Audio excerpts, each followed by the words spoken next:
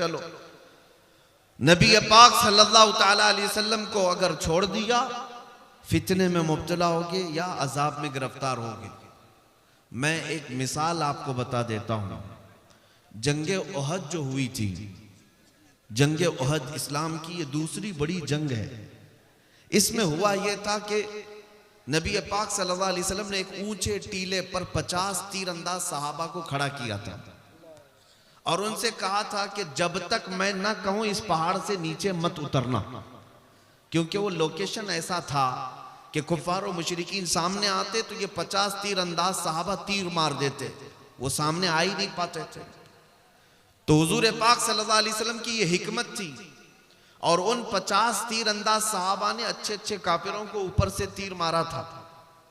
फिर जब जंग जो है मैदान में चल रही थी, कुफार मुशरिकीन शिकस्त खाकर भाग रहे थे, अपना माल सब छोड़कर भाग रहे थे। तो जो नीचे सहाबा थे उन्होंने माले गनीमत जमा करना शुरू किया। जंग खत्म होने को आ गई। अब सुनो, जो 50 तीरंदाज सहाबा ऊपर खड़े थे उन्होंने ये सोचा कि हम भी उतर जाते हैं और माले गनीमत जमा करते हैं, चूंकि जंग खत्म हो गई। उनमें से चंद सहाबा ने कहा नहीं, अल्लाह के रसूल ने फरमाया जब तक मैं ना कहूं उतरना नहीं। लेकिन सहाबा में आपस में यह बात हुई कि नहीं, रसूलुल्लाह के फरमाने का मतलब यह है जब तक जंग खत्म ना हो तब तक मत उतरना। जंग खत्म हो गई, वो कुफार भाग रहे हैं, अब यहां हम खड़े होकर क्या करें। तो 40 के करीब सहाबा उतर गए, यानी कई सहाबा उतरे।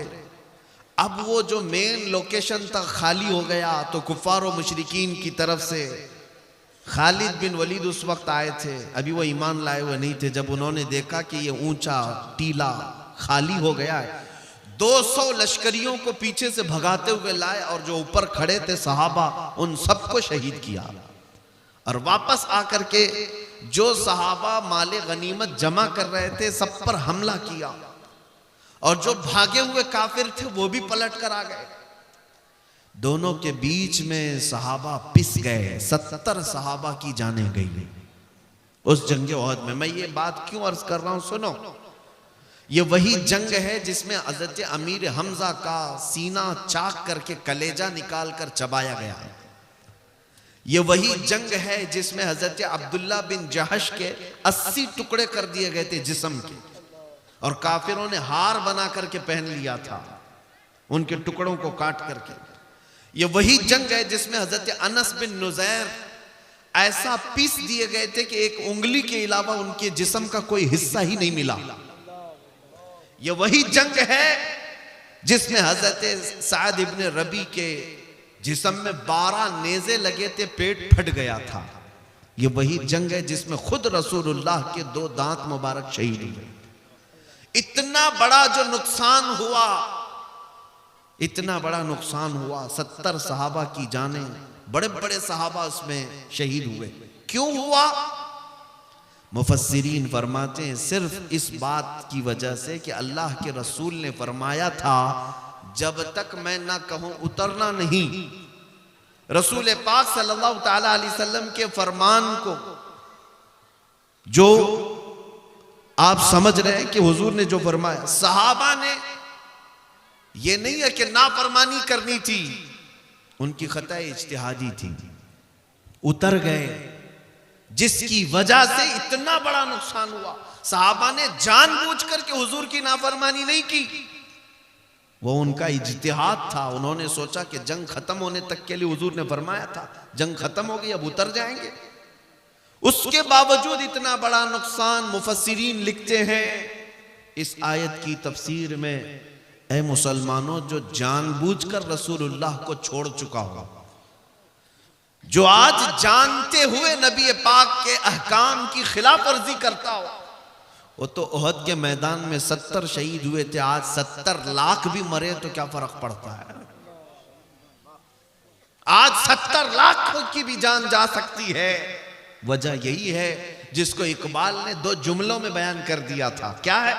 उनके जो हम गुलाम थे खल्क के पेशवा रहे हैं, उनके जो हम गुलाम थे खल्क के पेशवा रहे, उनसे फिरे जहां फिरा फिर आई कमी वकार में। उनसे फिरे जहां फिरा, फिर आई कमी वकार में। ऐ मेरे अजीजों, जज्बात जोश सब अपनी जगह पर, जब तक तुम मोहब्बत के तकाज़ों के मुताबिक नहीं उतर सकते, हुजूर पाक सल्लल्लाहु तआला अलैहि वसल्लम के लिए अपना सब कुछ कुर्बान करना जरूरी है, सिर्फ जुबान से नहीं। अभी मैं पूछूंगा तो सब दो दो हाथ उठाएंगे कि कौन कौन अपनी गर्दन देने को तैयार है। हर कोई हाथ उठाएगा, लेकिन मैं ये पूछता हूं, जो बंदा हुजूर के लिए जान दे सकता है वो कुछ गुनाह छोड़ क्यों नहीं सकता? अपनी आदतों को बदल क्यों नहीं सकता? और मैंने तो ये भी देखा है, 8 दिन का अगर किसी को इश्क हो जाए किसी लैला से, और मजनू को हमने देखा है वो चेहरा भी बदल लेता है, कपड़े भी बदलता है, हेयर स्टाइल भी बदलता है, घंटों लैला के इंतजार में जाकर के पार्क में इंतजार भी करता है। मजाजी इश्क में जब तू अपने आप को बदल सकता है, जबकि ये भी भरोसा नहीं लैला कितने दिन तेरे साथ रहने वाली है, ये भी भरोसा नहीं, बावजूद उसके अपने आप को बदल सकते हो, तो उस नबी रहमत शहंशाह दो जहां के लिए क्यों नहीं बदला जा सकता, जो हमें एक बार थाम ले तो दुनिया में भी तन्हा नहीं छोड़ता, कब्र में भी नहीं और हशर में भी नहीं, हशर में भी वो तन्हा कभी नहीं छोड़ते। तो उनके लिए क्यों नहीं बदल सकते, उनके लिए क्यों नहीं बदल सकते? इसको ही आला हजरत फरमाते हैं, आज ले उनकी पनाह, आज मदद मांग उनसे, आज ले उनकी पनाह, आज मदद मांग उनसे, कल न मानेंगे कयामत में अगर मान गया। ऐ अजीज साथियों, मुसलमानों, मेरी उम्मत के गयूर नौजवानों, एक हदीस में तुम्हारे सामने रखता हूं, सुनो। अल्लाह के रसूल सल्लल्लाहु अलैहि वसल्लम इरशाद फरमाते हैं, ला युमिनु अहदुकुम हत्ता यकून हवाहु तबअन लिमा जितु बिही। तुम में से उस वक्त तक कोई मोमिन नहीं हो सकता जब तक वो अपनी ख्वाहिशात को मेरी मर्जी के मुताबिक न बनाए। जिस चीज को मैं लेकर के आया हूं, रसूल पाक लेकर के आए, हुजूर की मर्जी के मुताबिक जब तक तुम अपनी ख्वाहिशात नहीं बनाओगे तब तक मोमिन नहीं।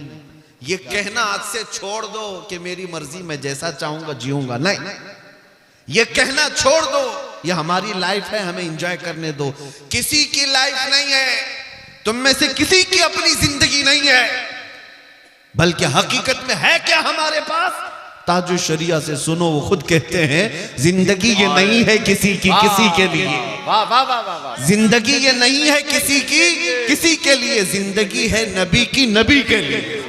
ना समझ मरते हैं जिंदगी के लिए, जीना मरना है सब कुछ नबी के लिए। ये है असल जिंदगी, ये है असल जिंदगी। जब तक तुम अपनी ख्वाहिशात को नबी की मर्जी के मुताबिक नहीं ढाल सकते, मोमिन कामिल नहीं हो सकते।